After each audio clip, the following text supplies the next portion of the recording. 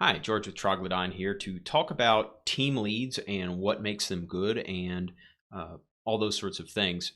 The things that I've noticed over the years with regard to the interactions between their team and the management above them is that the management side is essentially a sales problem, while the team side is essentially an understanding problem. And let's get into the sort of the management part of it. A team is going to, if it wants to succeed, and by whatever definition of succeed you want to talk, it's going to have to essentially see itself as an internal business and selling its product and its services. Especially like Scrum teams, it's essentially basically making a big firm into a bunch of small contracting houses, right? Right, and it's in many cases a way to try to circumvent Dunbar's number, at least on that small dynamic level. Yeah, and the big deal is that you're going to have to do the classic sales and customer service formula of overpromise and underdeliver if you want to fail. You want to do the opposite. You want to underpromise and overdeliver if you want to succeed. Yep. Right. So, how do you, underpromise? How do you actually know what you can do? That's really the core problem when you get down to it, and that has to do with your team dynamics, and that is all about, do I understand the problem? It's really, you can't hire non-technical people to be technical leads. Okay. Yeah.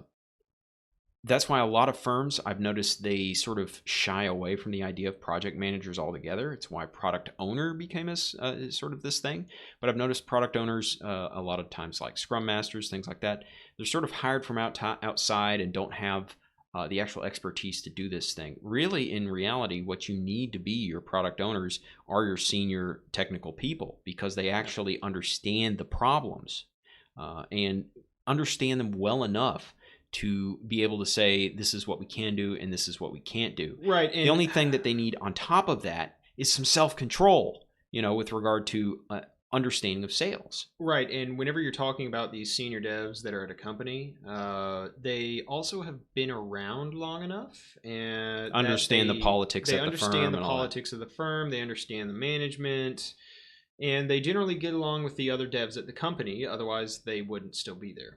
Yeah, and I think the big bar to this actually happening in practice is the sort of sales expertise. And that's why I see a lot of people being hired from the outside that don't have necessarily the expertise in what the firm does actually being done in practice, because it turns out the sales part is actually more important than the tech part.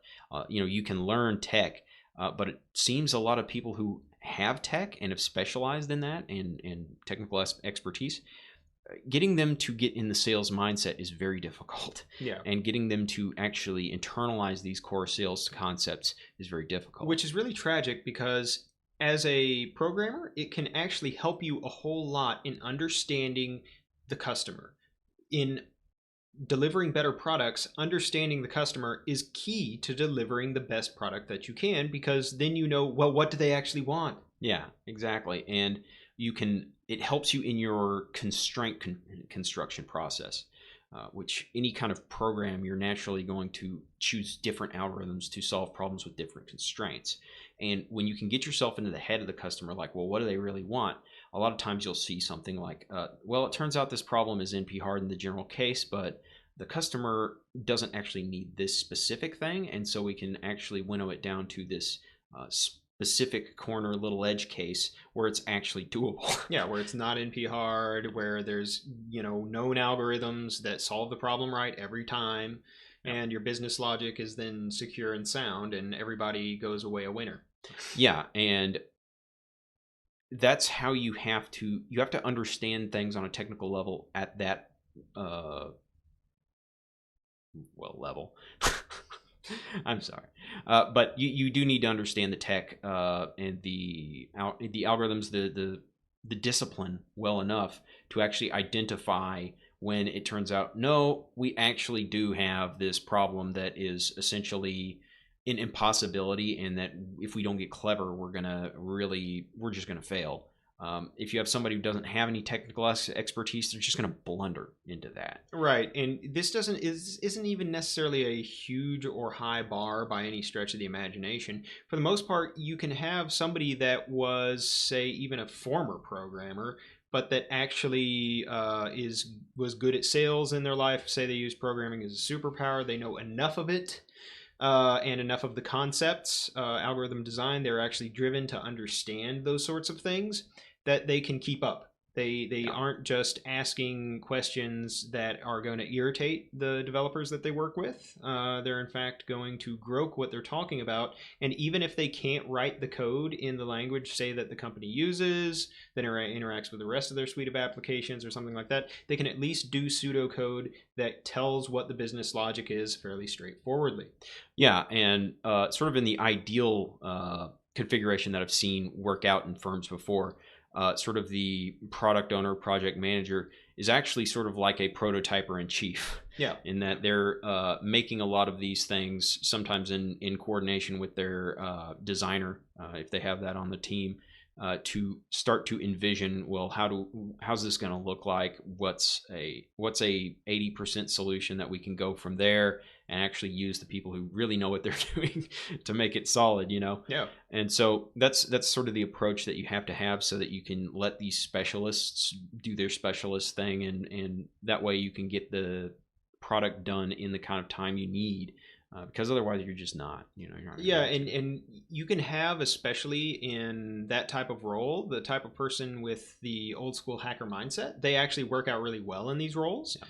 Because they aren't necessarily wedded to a certain approach. They're very pragmatic in their approach to programming and that sort of thing, because that's where they, cut their teeth, was a very pragmatic approach to getting what they wanted out of whatever computer system it was, whether they were freaking or whether they were, breaching some sort of computer system. But the like point that. was, it was all about satisfying a personal need or something like that, Yeah, which is very similar to personal customer curiosity. Stuff. Yeah. It puts them in the mindset of the customer, because at the very least they're very focused on, well, what do I want this thing to do, and what's the easiest path from A to B, right? Yeah. And for a prototyper or a product owner, project manager, that's actually a very helpful attitude to have, because it helps them have the ideas towards solving the problems. Yeah, because you got a lot of times the actual technical solution essentially feels like cheating, and that's the spirit of hacking, is that I did something that you're not supposed to be able to do to succeed. Well, and I cheated. And some of the greatest products that exist are in fact due to cheating things in many ways. Like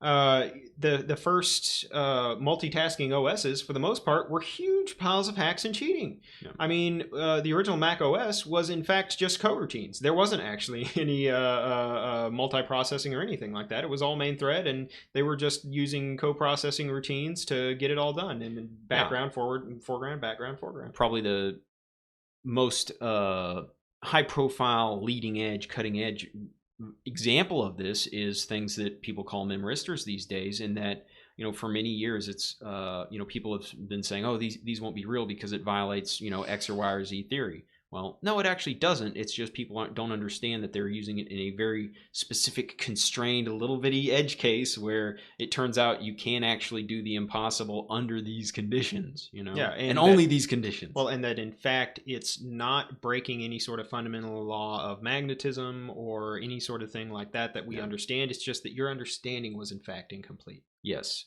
and that's where you have to frame every problem if you're going to actually succeed as this sort of project management team lead sort of thing. And that's what we got for today. So hope you guys enjoyed the video, and we will see you later.